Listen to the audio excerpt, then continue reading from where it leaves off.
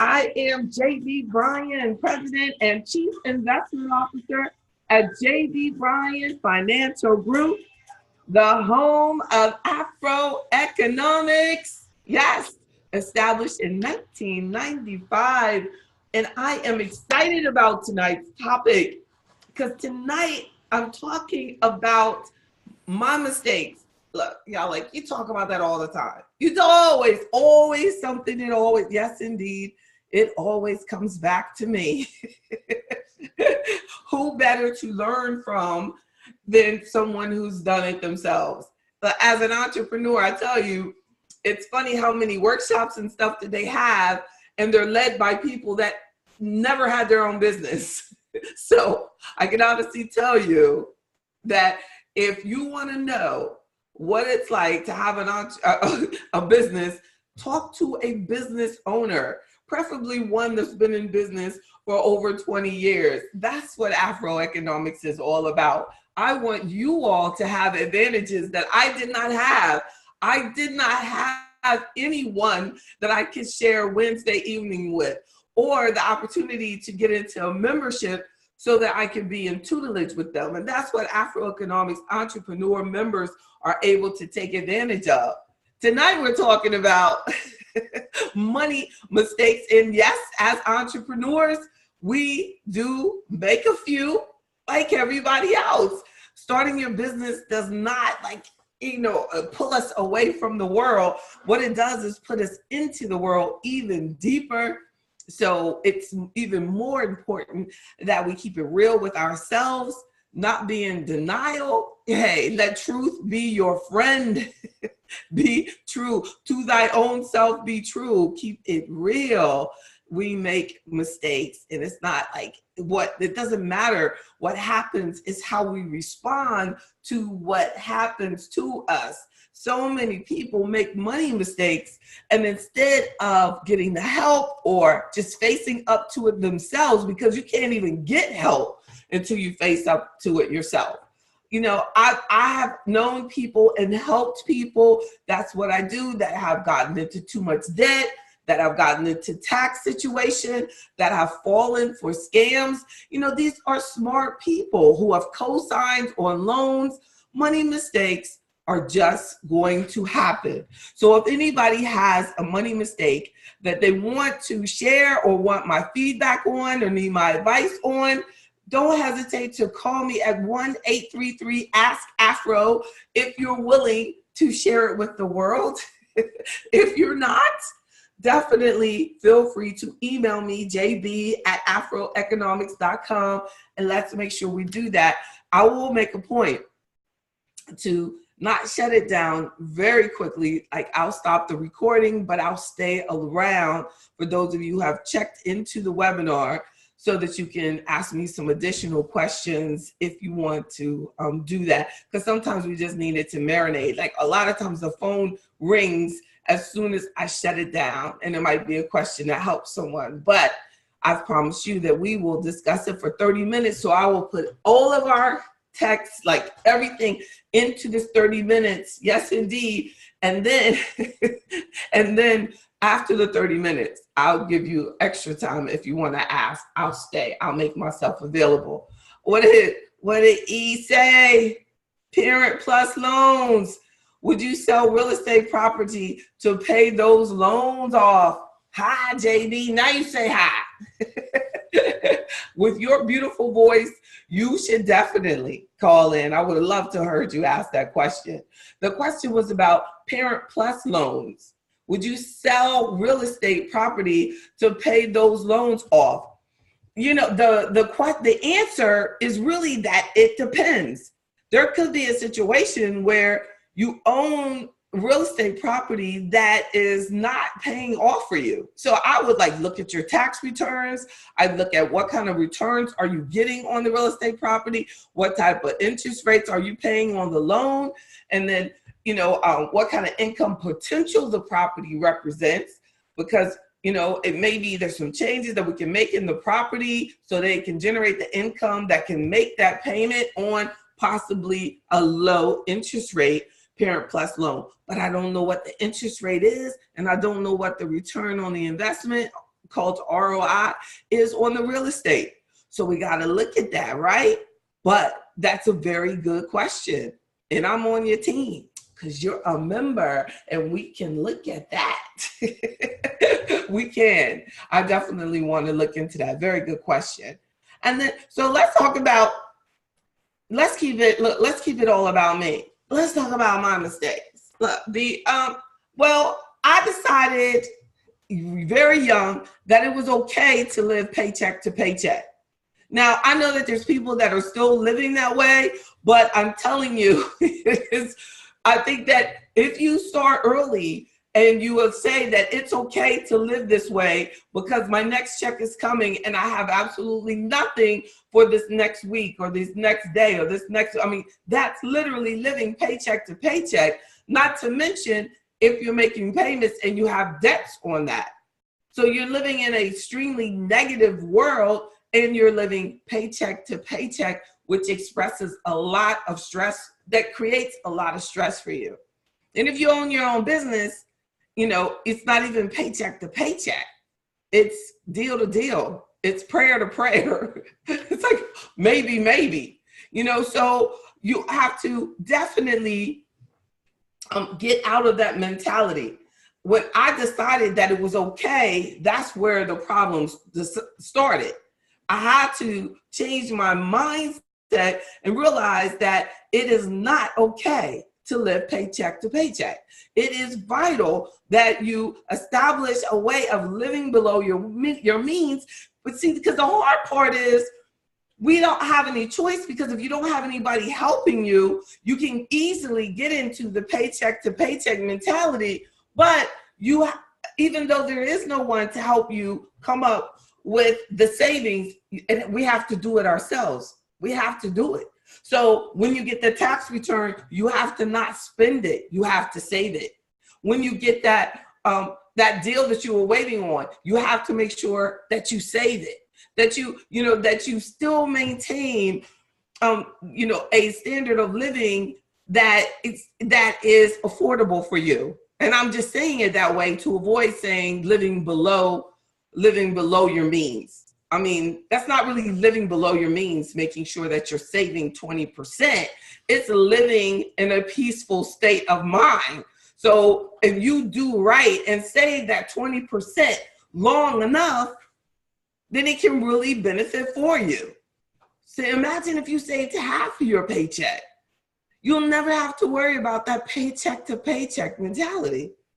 So I decided, my confession is that I didn't realize how important the emergency fund really was. I had to discover it the hard way that things can change quickly. When you're in business, the economy can change. When you work for someone, you can lose your job.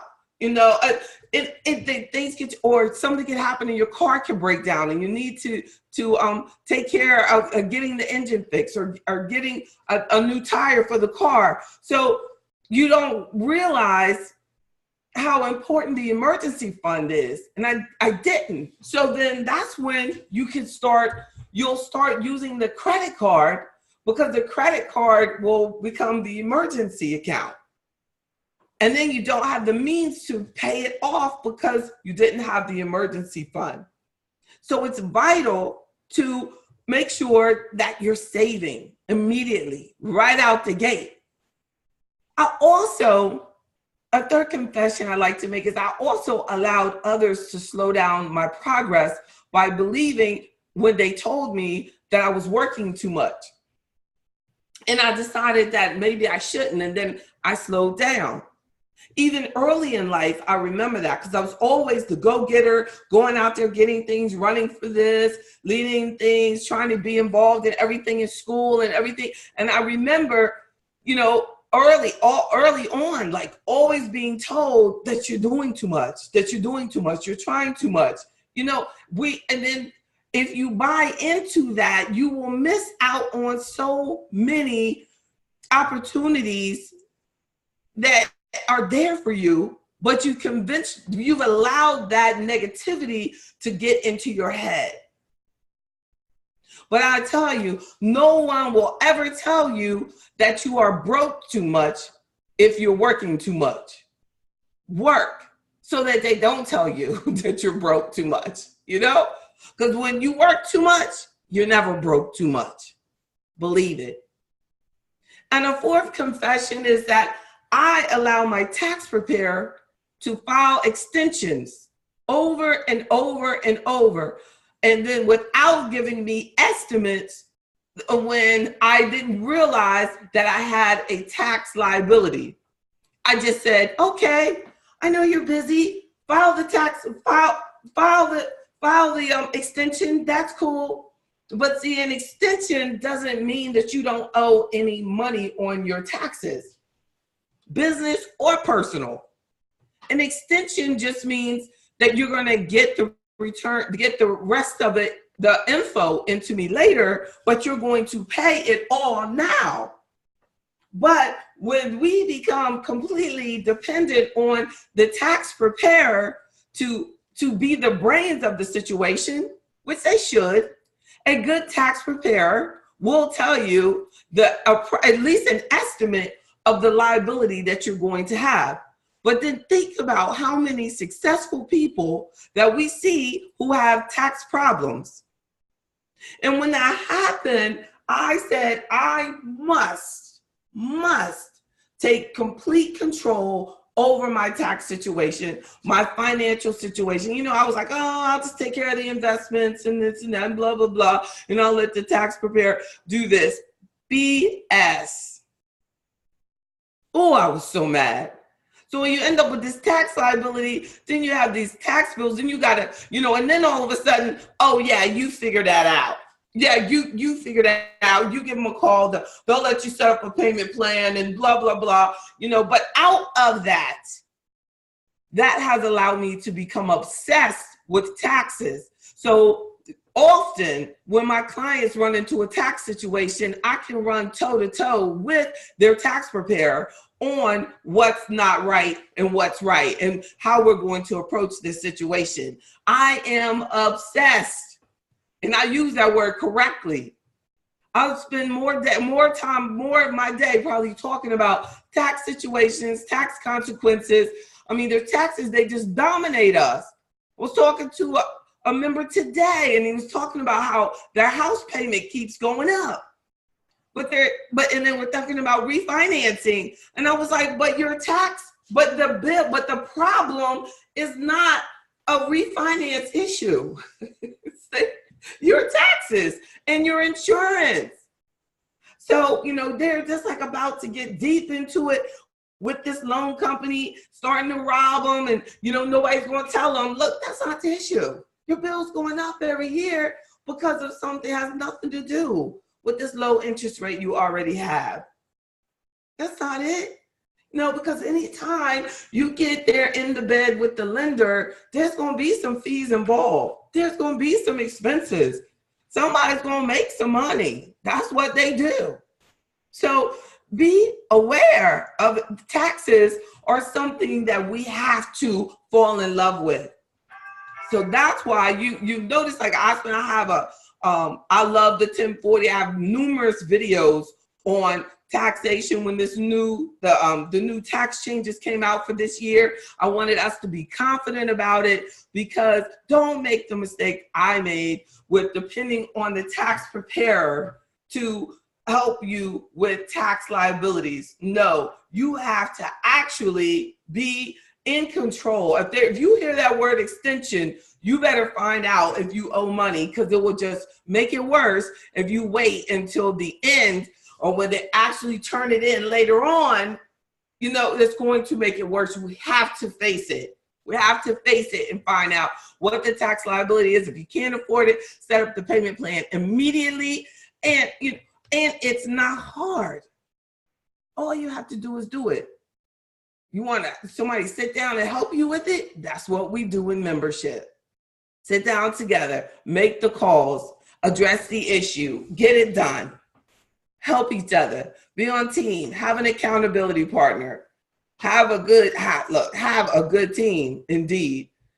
And a fifth confession is that I did not realize that a car payment is slowing down our progress. I didn't realize that all of the luxury cars that I loved, were actually slowing down my goal of multiple millions of dollars, because the car payment is charging you interest, and you're paying something that's a luxury that you couldn't just buy. So you're paying interest on something that is depreciating.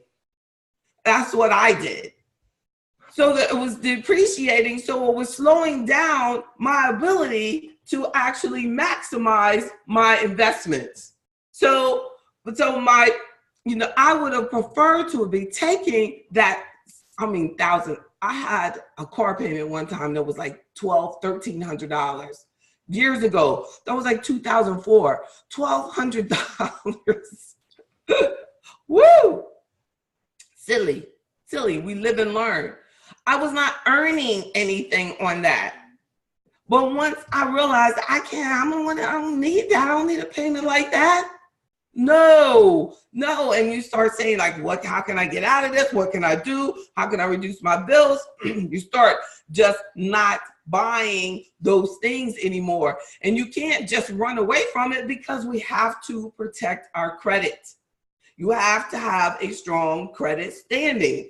So once you wake up about this, it's just the beginning. The sun has just come out. But now you have to still deal with the changes in your life and gradually reduce those expenses as they're able to get off your responsibility.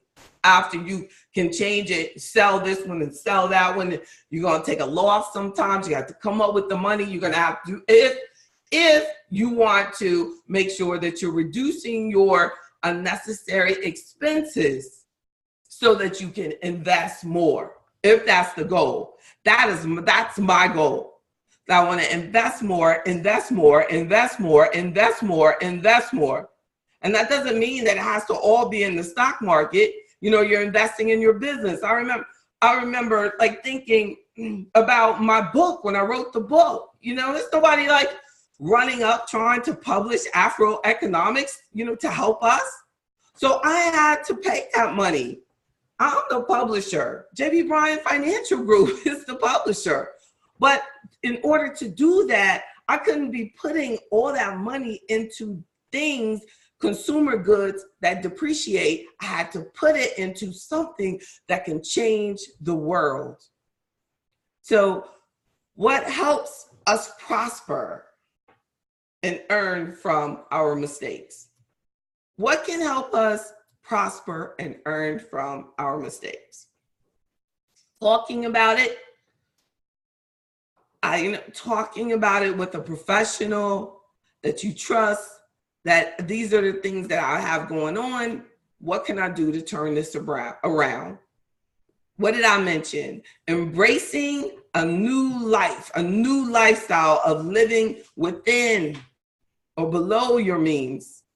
Making a commitment to never, ever repeat those mistakes. How you doing, Mr. Bozeman? I apologize, I was flowing. We have thank you. We have a comment. I once filed for an extension that got heavily fined for not paying the taxes due on time. Yes, indeed. That's indeed been there. Look, we're all confessing. Been there. You end up having to pay it all. You can't you can't get out of that one. What should you do when you this is another person. What should you do when you currently have the car payment? Mine isn't a luxury car, but it's a high payment for me. I know that's right.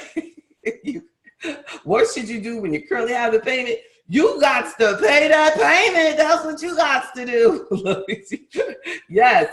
When you currently have it, you're going to have to face up. But we can certainly sit down and talk about, some options. If it's really just cannot be done. I had a member who had a car that was $500 a month, and it was sitting in his backyard. And it was like, I can't, it costs too much to fix it, and I still have this payment on it, you know? So with some really hard choices that we had to make there, but, you know, he knew he could not continue to just he was throwing away money. And then, yeah, $1,200 that's a mortgage payment. Yes, indeed. And a really nice mortgage payment. Yes, indeed. That is definitely the time for this discussion at the holidays. I know that's right, Brandy. I'm cutting back my gift giving expenses and paying off my debts. I might be called a Scrooge this year, LOL. You know, well, they really won't know.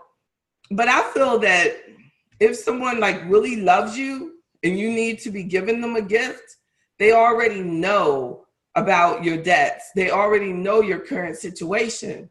So some people just like don't love us, you know, and I hate to admit that, like, but just some people, like, just because they're like on your gift list doesn't mean that they love you, that they care about you. You know, it really doesn't mean, I mean, it doesn't. So if they love you and they care about you, they're not going to think of you as a Scrooge. They're going to think of you, you know, that you are a wise person. And, you know, and they're not, and then I guess, you know, I really didn't start becoming wealthy until I stopped caring about what people thought. You know, that's what really saved my financial life, was because when I was broke, real broke, there is nothing more humiliating than, you know, people and their condescending behavior towards you because you decided that you want to not be broke. Now they still broke, but they just don't look broke.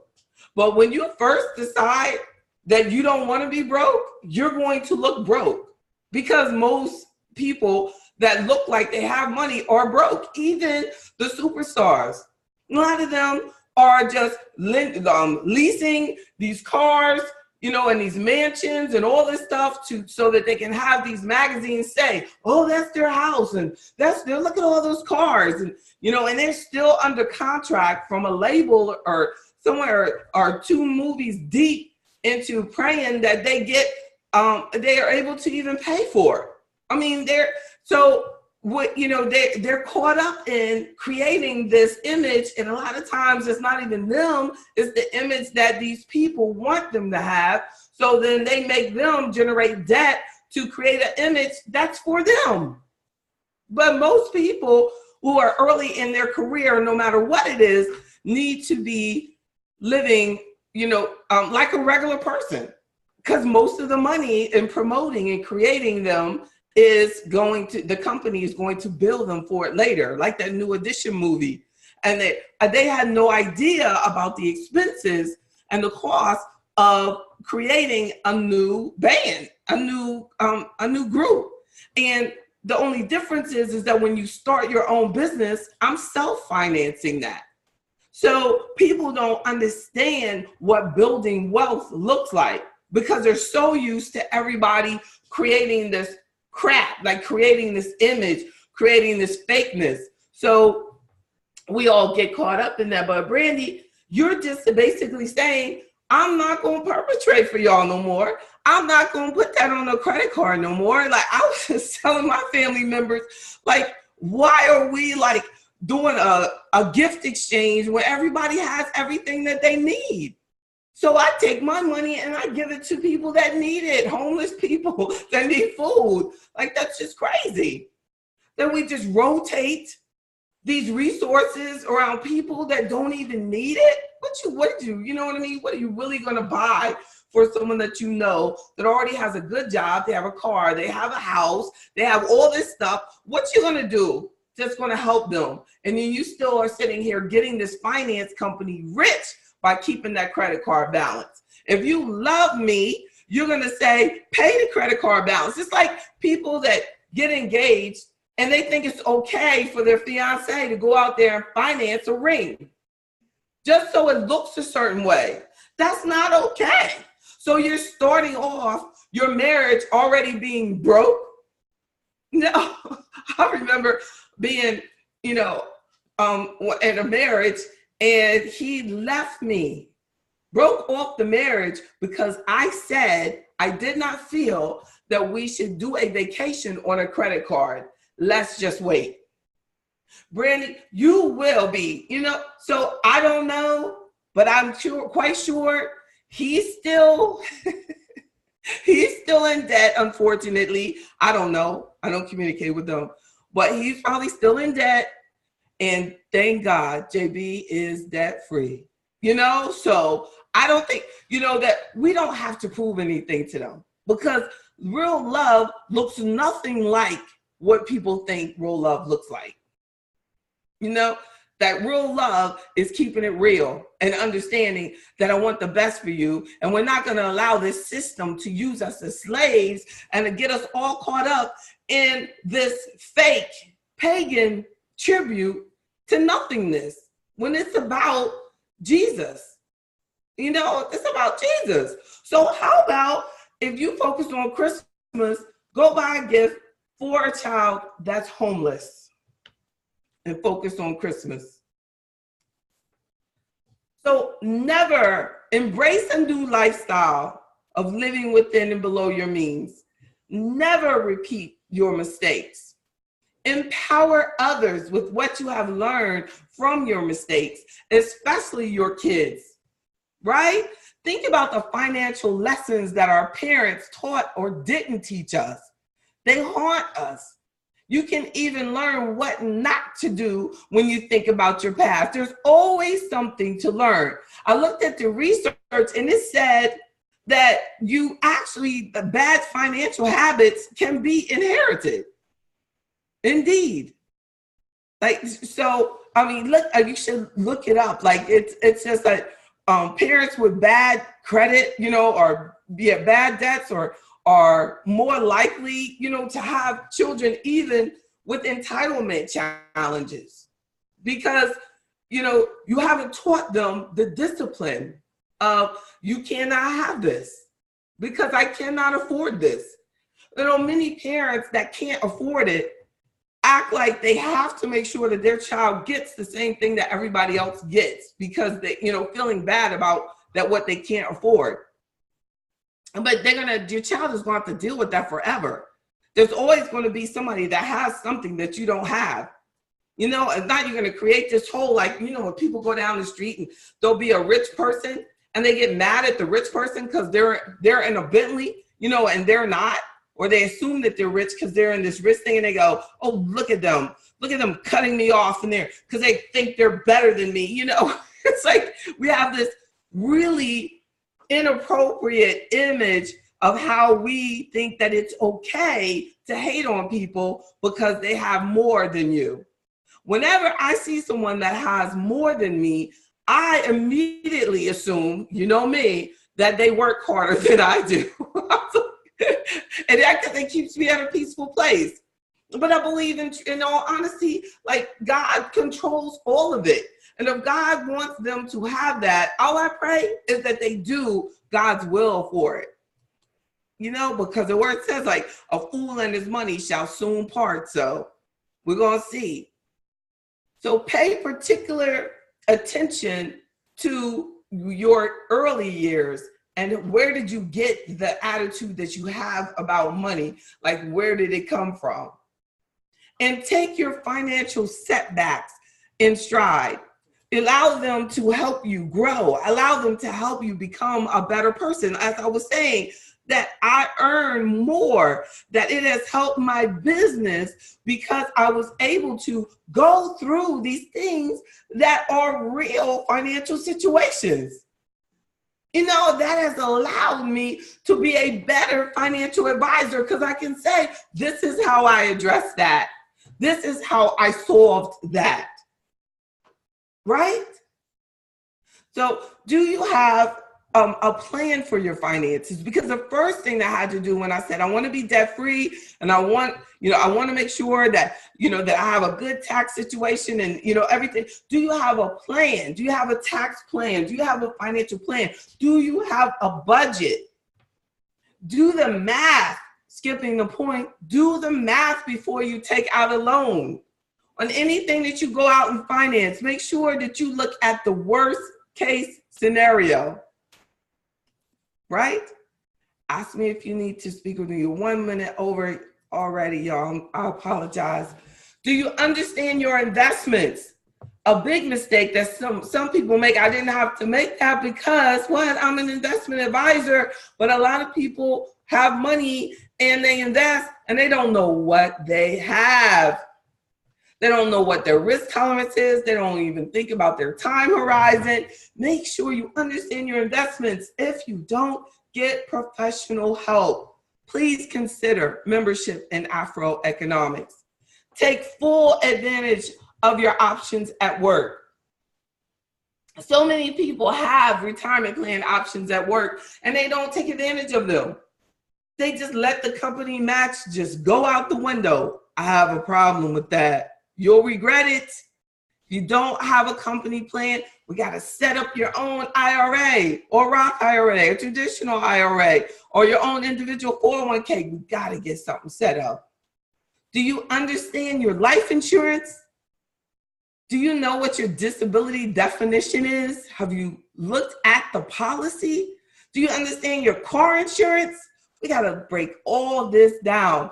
There are people who their big money mistake is they didn't understand their car insurance, or they thought they had car insurance and they didn't, or they didn't understand their homeowner's insurance and it didn't have replacement coverage. We can break all that down. I can help you analyze all of that. Avoid divorce. I didn't put that as one of my biggest money mistakes because I just didn't feel like putting it. But avoid divorce. Take marriage very seriously. Divorce is expensive. Yes. Yes, it is. Yes, it is. And I'm because it's hard to like say directly, but for many people, because mine, was young. I was young, but there are people who later in life, divorce can impact you so seriously. Divorce is very expensive. So these are the things that we can talk about, addressing your money mistakes. Keep it real, face it, make sure we talk about it. There is nothing that cannot be moved. All you have to do is have the nerve, have the faith that we can get this done, but we have to face it. Any questions for me? Make sure you call me, 1-833-ASK-AFRO, or when we're not on the air, cheaper to keeper. You crazy? I should put your name out there, but you never know. She might be listening. Johnny Taylor, it's cheaper to keep her. That's right. I don't know what James Brown is talking. I'm listening to James Brown. Thank you all so much for your time. I appreciate you all. Listen to some old Johnny Taylor and give me a call. I really appreciate you all. Oh, thank you, darling. Thank you. Thank you all so much.